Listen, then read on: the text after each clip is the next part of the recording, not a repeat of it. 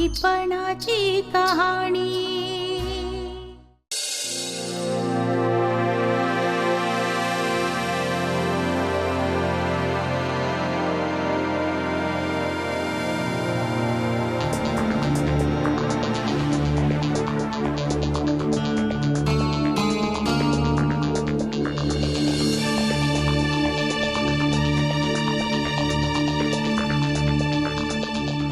त्याची आली तेजू अचानक कशी काय आली म्हणायची आणि किती दिवस राहणार आहे काय ठाव।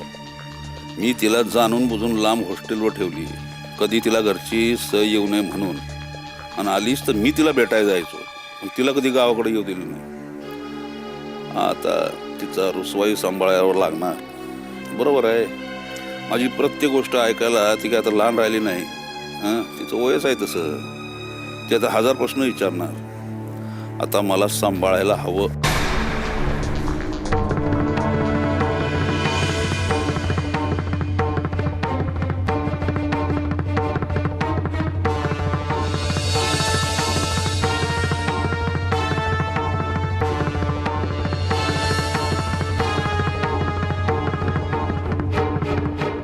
ये बाळा इकडे। आईची खूप आठवण येते। बघ पुरी, एवढ्यासाठी मी म्हणतो तू इथं राहू नको म्हणून। अगं बाळा, या घरातल्या सगळ्या वस्तूंची तुझ्या आईची आठवण निगडीत आहे। इथं आल्यावर तुला त्रास होणार म्हणून मी तुला हॉस्टेलवर ठेवली ना। नाही, उलट इथे आल्यावर मला आईला भेटल्यासारखं वाटलं। मी सगळीकडे फिरत होते ना, असं वाटलं आई खूप जवळ आहे माझ्या। आणि थोडं वाईट वाटलं, पण बरं सुद्धा वाटलं। मला जेव्हा पण आईची आठवण येईल ना, इकडे धावत येईल। बघ पोरी, जाऊ आपण हा विषय आता इथंच थांबवूया। अगं मला त्रास होत नसेल का?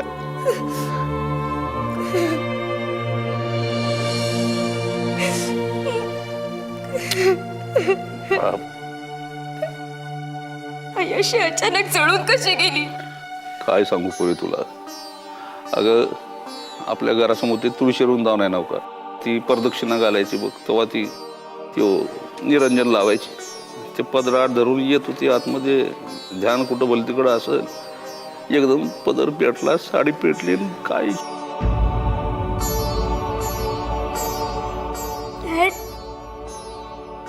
आपल्याला साधं भासलं तरी जीव गेल्यासारखं होतं, आणि आई तर हे बघ, हे असं होतं ना, म्हणून मी तुला म्हणतो तू इथं येऊ नको, तू आपली तिकडं हॉस्टेललाच राहा। सॉरी डॅड, तुम्हाला पण त्रास होत असेल, लक्षातच नाही आलं। मग डॅड, तुम्हाला एकट्याला घर खायला उठत असेल ना? आजोबा असते ना तर तुम्हाला सोबत तरी झाली असती। आजोबांचा काही पत्ता लागला? डॅड, खूप ग्रेट होते ना ते, गावासाठी खूप केलंय ना त्यांनी। तुला काय सांगू पुरी, दादासाहेब खूप उदार होते। अगं घराबाहेर याचकांची नुसती लाईनच्या लाईन लागायची, आणि हे सरळ हसताना लोकांना मदत करायची। पैक्यासाठी कधी त्यांनी कुणाचं काम अडू दिलं नाही। कुणाकडं कार्य असलं तर लगेच पैशांची मदत करायची। तर कधी कधी एखाद्याला पेरण्यासाठी बियाणं पण द्यायचे, कपडं धान्य तर नेहमीच द्यायचे।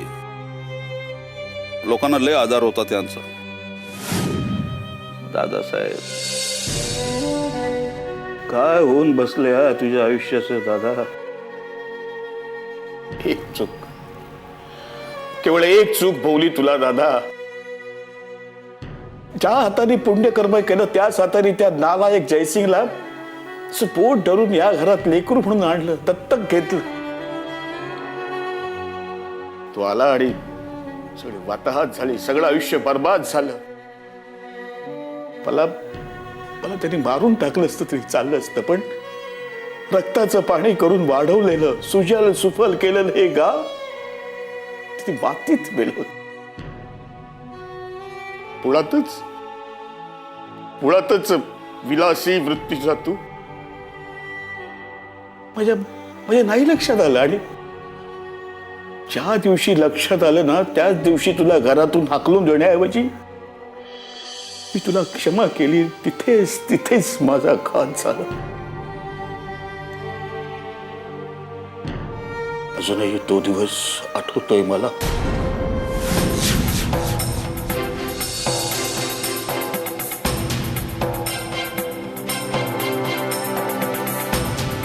जयसिंग, अरे काय चाललंय तुझं हे?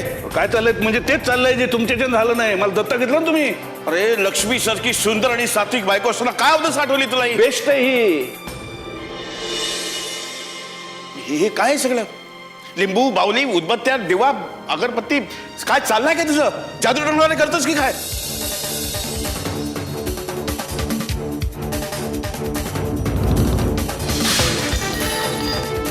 जायला ये. काय आईला ते परकी बाई समजले? कसं काय? काय सांगू तुला पोरी. अगं मला तर काय सुधरच ना म्हटलं. एकदम असं काय बोलायला लागले ते. पण मग हळूहळू ध्यानात आलं की दादांच्या डोक्यावर परिणाम व्हायला लागला होता. अरे पण तू परिणाम इतक्या इकोपाला जाईल असं वाटलं नव्हतं बघ. अगं ते येडाच्या भरात त्यांनी समधी प्रॉपर्टी पुण्याच्या कुठल्या तरी ट्रस्टच्या नावानं करून टाकली. पैका. हो ग्रेट डॅड, तुम्ही कर्तबगार आहात. तुम्हाला त्यांची प्रॉपर्टी नकोच आहे. छे, अगदी बरोबर बोललेस बघ पोरे, अगदी बरोबर. पण कसं प्रॉपर्टीचं एवढं नाही ग, पण त्यांच्या डोक्यावर परिणाम झाला ना तो माझ्यानं पावना बघ. आणि त्या येडाच्या भरात एकदम कुठं तर नाहीशं झालं, काय कळणार झालं एकदम. पण त्यांना शेवटचं पाहिलं कोणी?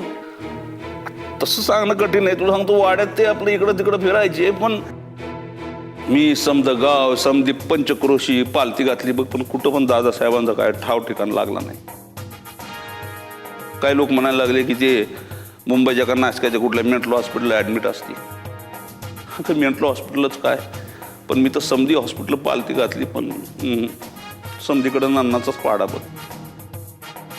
आता गावातले लोक काय बाई बोलतात. काय लोकांनी ते इथपर्यंत बोलण्याची मजल गेली की दादासाहेबांच्या इस्टेटीच्या हव्यासापायी मीच त्यांचं काही बरं वाईट. काय बोलायचं, पुन्हा कोणाचं आपण तोंड धरणार पोरी. मी तर तेव्हापासून लोकांशी जास्त बोलणंच बंद करून टाकलं. आणि ते अलीकडं आपल्या गावामध्ये एक बाहेर एक बाई आली आहे, काय तिचं नाव काय बरंच काहीतरी आहे, वसुधा.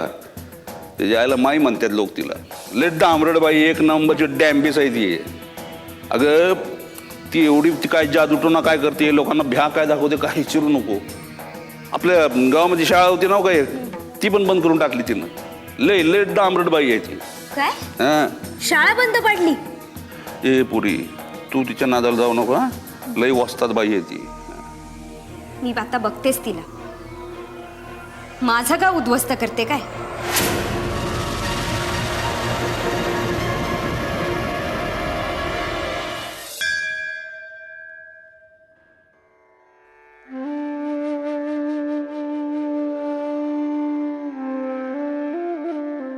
आई,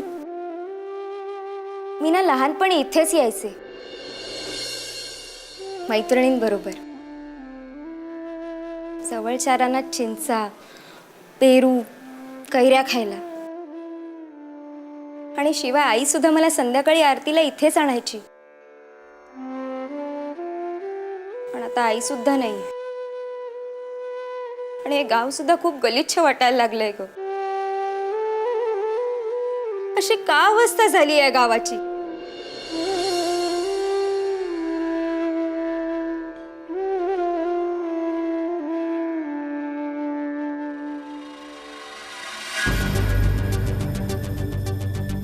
यायला दादासाहेबाला बाहेर काढून सह्या घेण्याचा प्लान आखला होता, नेमकी टपकली. लय चौक झाली. जटावून गप नाही बसायची. यायला सगळं आता तो निसटणार की काय असं वाटतं. अरे काय ते यायला खोळाच आहे मी. तेजू आली तर खरं म्हणजे सुवर्ण संधी म्हणायला पाहिजे, नाहीतर माझ्यावर दादासाहेबांचा विश्वास बसत नाहीये. पण एक आजोबा नातीच्या बाबतीत नक्कीच लय हळवा असतोय. तिच्यासाठी तो काय बी करेल.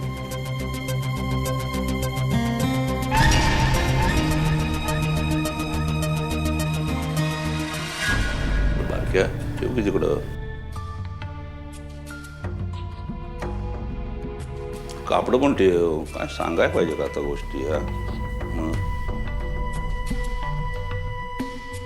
दादासाहेब जेवण आणलंय ते खाऊन घ्या आणि कापड आणली ती पण घ्या.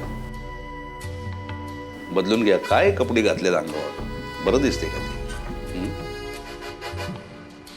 आणि तुम्हाला सांगतो बारक्याने तुमच्या आवडीचं ते करंदीचं कालवण केलंय आणि पुऱ्या पण तुपात तळलेले आहेत. घ्या खाऊन. जयसिंग तुला चांगला ओळखतो मी. ही समधी तुझी नाटके आहेत.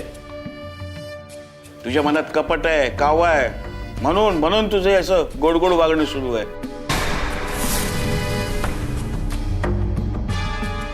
नाही बरोबर आहे तुमचं. तुम्हाला असं वाटणं एकदम साहजिक आहे. कारण त्याच्या आईला मी वागलोच आहे असेल ना तुमच्याशी. पण तुम्हाला सांगतो मी जे वागलोय ती माझ्या हातनं फार मोठी चूक झाली. ती चूक मला सुधारायची. मी जे काय वाईट वागलोय त्याचा मला पश्चाताप होतोय. खरंच सांगतो एक डाव मला माफ करा. मी तुमचं शतशा काय म्हणायचं ते ऋणी होईल. मला दादा एक डाव माफ करा. तुम्ही माफ नाही केलं तर मी झुरत मरून जाईन बघा एक दिवस. दादा मला तुमच्या पायाशी बसू द्या. तीच लायकी आहे माझी. मी भयंकर अपराधी आहे तुमचा. पण एक विनंती आहे. हे जे जेवण आणलंय तेवढं जेवण घ्या. दादा तुम्हाला आठवतं ना का आम्ही जेव्हा बारके होतो मी तेव्हा तुम्ही मला शिकवलंय की अन्न हे पूर्ण ब्रह्म असते म्हणून. शिकवलंय ना हो का. मग त्या पूर्ण ब्रह्माचा असा अपमान करू नका दादा. प्लीज विनंती करतो तुम्हाला मी. तुम्ही थोडं तरी खाऊन घ्या. तुम्ही नाही खाल्लं तर माझ्या जीवाला लय वाईट वाटत. दादा तुम्ही खाऊन घ्या दादा. मी तुमचा फार अपराधी आहे. पण तुम्हाला सांगतो दादा मी तुम्हाला इथून बाहेर काढणार आहे. खरंच इथून बाहेर काढणार. तुम्हाला पूर्वीचा समजा सन्मान परत मिळवून देणार. तरच माझं नाव मी जयसिंग सांगेन. दादा एक डाव मला माफ करा. पाया पडतो तुमच्या. मी कुत्रा आहे तुमचा. कुत्र्याची लायकी नाही माझी.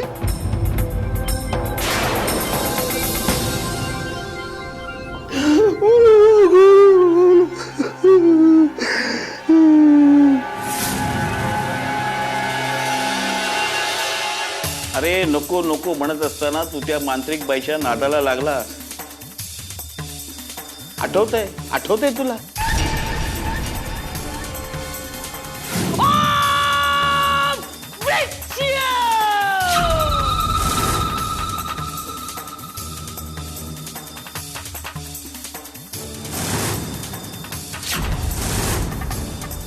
जय मोठाई. मोठाई तुझी अशीच कृपा राहू दे बघ गरीबावर.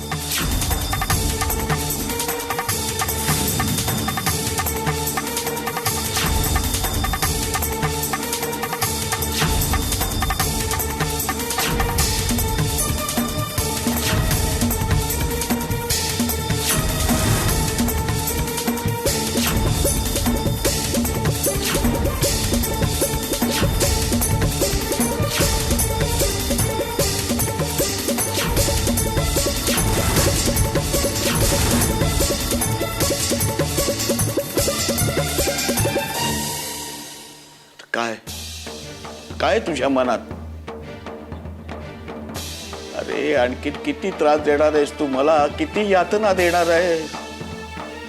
काय बोलायले दादासाहेब. मी आज तुम्हाला इथून न्यायला आलो. होय, ये रे बारके, मला मदत कर. या दादा या. सावकाश रे सावकाश, ओढलेच माझे.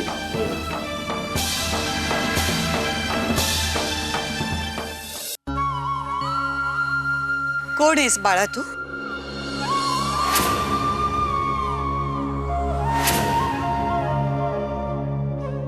मी तुला आता आई बरोबर बोलताना पाहिलं.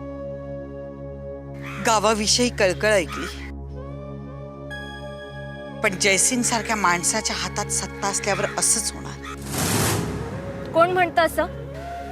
मी म्हणते. तुम्ही कोण? तुम्ही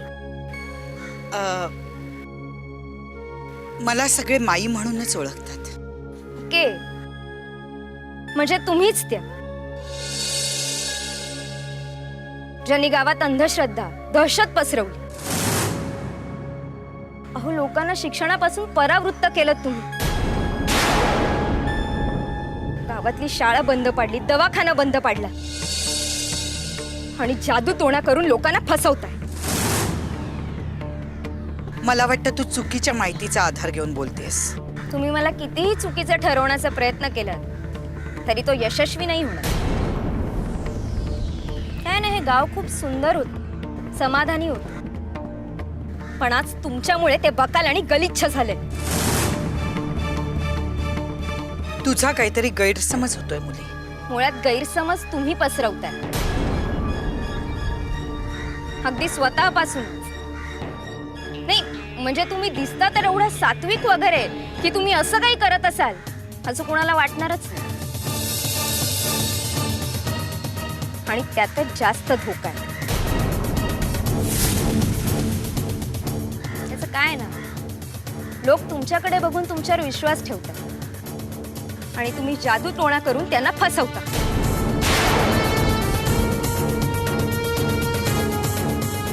बरीच माहिती मिळवलेली दिसतेस माझ्याबद्दल. कोणी सांगितलं कोणी तुला इतकं सगळं? उगाच कुणाचं तरी ऐकून बोलत नाहीये मी. हे सगळं मला माझ्या डॅडनी सांगितलं, जयसिंगराव बारशिंगेंनी.